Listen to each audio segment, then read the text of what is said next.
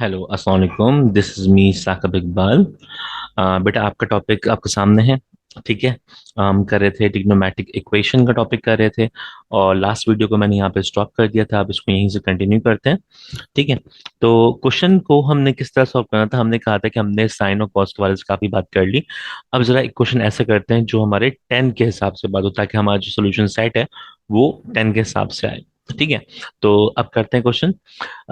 हमने यहाँ पे कहा, क्वेश्चन को देखते हुए मैंने आइडेंटिफाई किया कि यहाँ पे ये बन रहा है, अगर मैं ये स्क्वायर है तो इस स्क्वायर को मैं सपोज कर दूं कि √3, और ये हो गया 10 स्क्वायर x। √3 को अगर मैं यहाँ पे स्क्वायर हटा के क्या कर दूं, स्क्वायर होल पे लगा दूं, और प्लस का 2√3 10x+1 के। तो यहाँ पे इस कंडीशन को अगर मैं देखूं तो ये जो था ये स्क्वायर बन गया। 3 10 स्क्वायर जो है वो स्क्वायर बन गया किसका, √3 10x का। ठीक है ना। तो ये हो गया a स्क्वायर, और इसको मैंने कह दिया ये हो गया b स्क्वायर। तो a स्क्वायर और ये plus b square plus 2ab, क्या ये 2ab बन रहा है? जी बिल्कुल बन रहा है। टू टू हो गया, a कितना है, √3 10x हो गया, और b कितना है, 1। तो ये कन्वर्ट हो गया a² + 2ab + b² में। तो भाई a² + 2ab + b² बराबर किसके होता है, a + b का होल स्क्वायर बराबर होता है a² + 2ab + b² का। तो फॉर्मूला बराबर किसका होता है, a + b का होल स्क्वायर। तो बेटा यहाँ पे ये जो है ये कन्वर्ट किस में हो जाएगा आपका, ये आपका a कितना है, √3 है। ठीक है ना। √3 10x है, और b क्या है आपके पास, 1। तो ये कन्वर्ट हो गया आपके होल स्क्वायर में इज इक्वल्स टू 0 के। तो बेटा देखिए, आप यहाँ पे आपकी कंडीशन के हिसाब से वैल्यू क्या हो रही है, ये पूरी कंप्लीट हो रही है। ठीक है ना। तो ये बन गया आपका a+b का होल स्क्वायर बन गया पूरा कंप्लीट। तो ये a² + 2ab + b² को हमने कन्वर्ट कर दिया परफेक्ट स्क्वायर में। तो हमने कहा ये परफेक्ट स्क्वायर बन रहा है। अब यहाँ पे क्या है, taking root on both side. Taking root on both side करेंगे तो स्क्वायर क्या हो जाएगा, रिमूव हो जाएगा, और जीरो का रूट क्या होता है, 0 होता है। तो बचेगा क्या आपके पास बचेगा √3 10x + 1 इज इक्वल टू 0। और सिंप्लीफाई करें यहाँ पे, हम बात करें किसके लिए, हम बात करेंगे ये यहाँ प्लस में, वहां जाएगा क्या हो जाएगा, माइनस हो जाएगा, और ये हो जाएगा √3 10x = -1। और यहाँ से 10x जो है ये बराबर हो जाएगा -1/√3 के। ये हो गया √3 के। तो और यहाँ से x की जो वैल्यू है वो हो जाएगी 10 इनवर्स ऑफ -1/√3 के। तो भाई 10 इनवर्स ऑफ -1/√3 अब निकालेंगे हम किससे, कैलकुलेटर से। तो अब देखो कैलकुलेटर से मैं निकालता हूँ, और ये आपके सामने शो करूंगा ताकि आपको भी ये सॉल्व करना आए। तो देखो ये कैलकुलेटर में मैंने निकाला हुआ है। 10 इनवर्स ऑफ -1/√3 बराबर है किसके, पाई -पाई/6 के। तो आपने कैलकुलेटर में लिखिएगा 10 इनवर्स ऑफ -1/√3, और ये बराबर किसके आ जाएगा, -पाई/6 के। तो बेटा ये x की वैल्यू आ गई कितनी, -पाई/6 के। अच्छा जी, अब एक एंगल तो आ गया। एक एंगल तो बड़े हंसी खुशी आता है, यहां तक तो बड़े हंसी खुशी काम होता है। लेकिन अब बंदा फंसता है दूसरे एंगल में। दूसरा एंगल कैसे निकालें? तो भाई 10 जो है वो आपके पास क्या है, 10 यहाँ पे देखो, ये 10 जो है ये इसका आंसर किस में, नेगेटिव में है ना। तो इसका मतलब ये हुआ कि 10 नेगेटिव कहाँ कहाँ होता है। अब ये बात समझने की है कि 10 नेगेटिव कहाँ होता है। बेटा बड़े फोकसली ये बात समझिएगा कि 10 नेगेटिव कहाँ होता है। 10 पॉजिटिव होता है फर्स्ट और थर्ड क्वाड्रेंट में। 10 पॉजिटिव फर्स्ट और थर्ड क्वाड्रेंट में।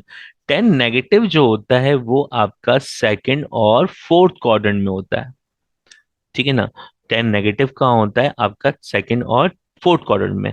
तो ये बात आपने पहले समझी हुई है, मैंने आपको बहुत पहले ट्रिग्नोमेट्री में बात समझाई थी कि फर्स्ट क्वाड्रेंट में साइन कॉस टेन तीनों पॉजिटिव होते हैं। सेकंड क्वाड्रेंट में साइन पॉजिटिव होता है, कॉस नेगेटिव होता है, और टेन जो होता है वो नेगेटिव होता है। ठीक है ना। साइन और कॉस दोनों यहाँ पे अपोजिट साइन में होते हैं। तो साइन आपका क्या होता है, वाई होता है, एक्स क्या होता है, कॉस होता है। तो साइन पॉजिटिव होता है और कॉस जो होता है वो नेगेटिव होता है। अगर साइन और कॉस जो है नेगेटिव है, अपोजिट साइन है, तो देखो एक बात याद रखना कि टेन थीटा बराबर किसके होता है, sine theta upon cos theta के। जहां पे साइन दोनों के पॉजिटिव हों, साइन भी पॉजिटिव है कॉस भी पॉजिटिव है, तो आंसर पॉजिटिव भी आएगा। लेकिन अगर मैं कहूँ साइन नेगेटिव है और कॉस भी नेगेटिव है, तो नेगेटिव नेगेटिव कटेगा तो भी आंसर क्या आएगा, पॉजिटिव आएगा। तो इन दोनों कंडीशन में कि साइन अगर पॉजिटिव हो कॉस पॉजिटिव हो तो भी पॉजिटिव आंसर आना है, साइन नेगेटिव हो कॉस नेगेटिव हो तो भी आंसर पॉजिटिव आना है। हाँ। तो टेन पॉजिटिव कहाँ होता है, जहां पे साइन और कॉस की साइन सेम हो। तो फर्स्ट और थर्ड क्वाड्रेंट में साइन और कॉस की साइन क्या होती है, सेम होती है। थर्ड क्वाड्रेंट के अंदर एक्स नेगेटिव होता है, वाई भी नेगेटिव होता है। तो इट्स मीन कॉस भी नेगेटिव में है और साइन भी क्या है, नेगेटिव में है। दोनों नेगेटिव हुआ। जब दोनों नेगेटिव होंगे तो भी क्या होगा, ये पॉजिटिव ही होगा। तो टेन क्या होगा, पॉजिटिव होगा। हाँ, टेन नेगेटिव कहाँ पे होगा, टेन नेगेटिव कहाँ पे होगा भाई, साइन अगर नेगेटिव हो और कॉस पॉजिटिव हो तो आंसर क्या आएगा, नेगेटिव आएगा। और अगर साइन पॉजिटिव है कॉस नेगेटिव है तो भी आंसर क्या आएगा, नेगेटिव आएगा। तो अपोजिट साइन साइन और कॉस के जहां पे होंगे वहां पे टेन क्या होता है, नेगेटिव होता है। तो सेकंड क्वाड्रेंट में आपका साइन पॉजिटिव है, वाई नेगेटिव पॉजिटिव है, और कॉस जो है वो क्या है आपका, नेगेटिव है।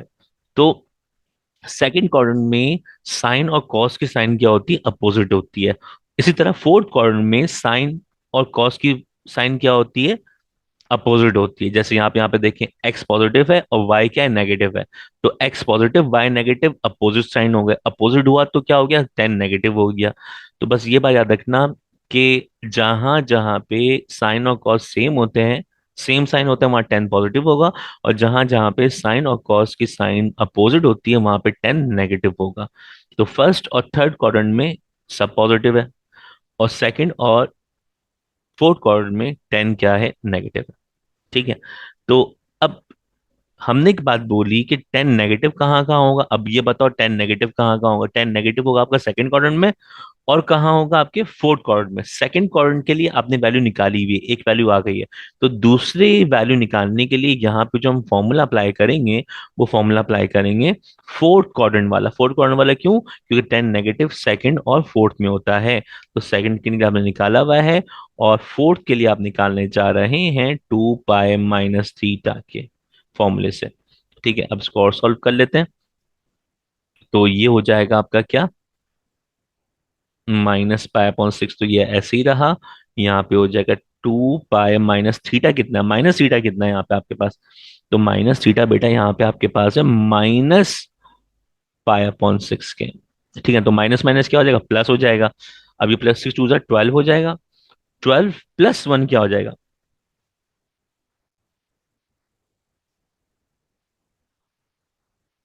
जी क्या होगा बताएं आप।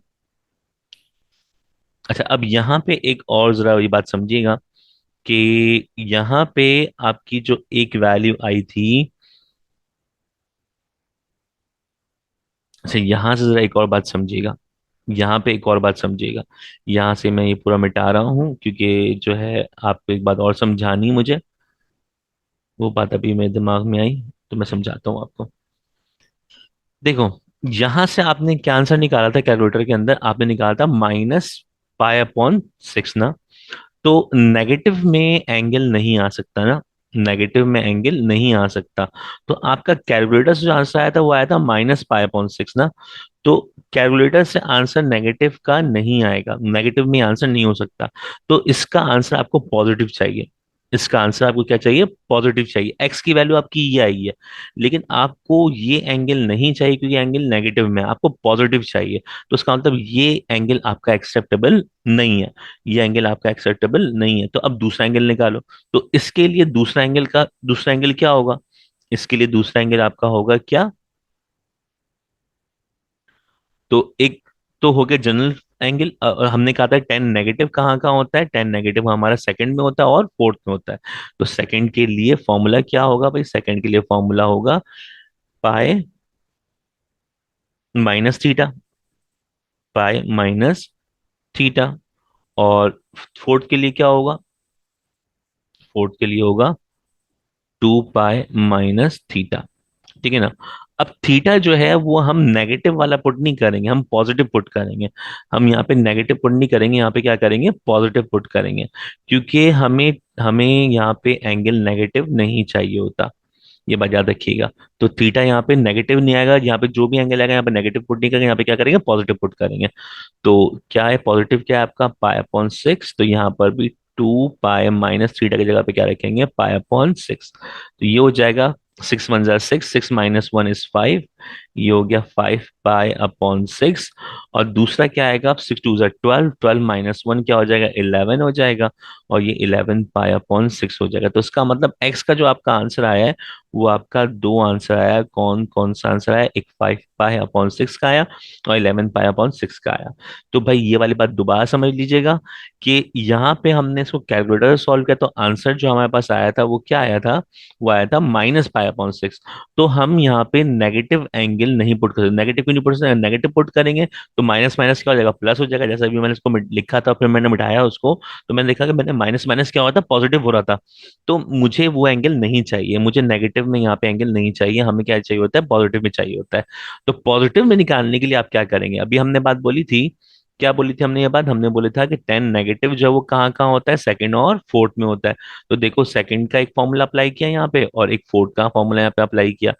आज से पहले क्या हो रहा था, पहले ही एंगल जो आ रहा था वो हम यहाँ पर रखते थे और दूसरा एंगल हम फॉर्मूले से निकालते थे। यहाँ पे ऐसा क्यों हुआ, क्योंकि यहाँ पे एंगल नेगेटिव में आ रहा है, आज से पहले एंगल कोई नेगेटिव में नहीं आया था, इसीलिए हमने ये वाला काम यहाँ पे किया है। ठीक है ना, होप सो कि आपको ये वाली बात समझ में आई होगी। ठीक है, नहीं समझ में आए दोबारा से तो वीडियो को देखिएगा, और जो भी क्वेरी हो आप मुझसे पूछ सकते हैं। तो इसका मतलब इन द एंड हम कहते हैं यहाँ पे सोल्यूशन सेट क्या बनेगा, अब बताइएगा जरा मुझे कि सोल्यूशन सेट क्या बनेगा। एक बनेगा फाइव पाई अपॉन सिक्स।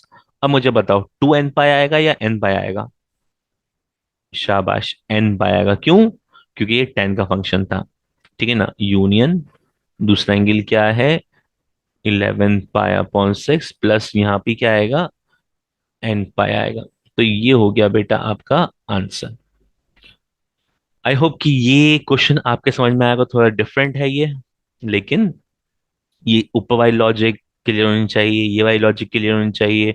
तो ये सारी अगर लॉजिक्स क्लियर होंगी तो आपको ये क्वेश्चन समझ में आएगा, अदरवाइज आप लोग फंसे रहेंगे। तो होप्स हो कि ये वीडियो आपके लिए बहुत हेल्पफुल रही होगी।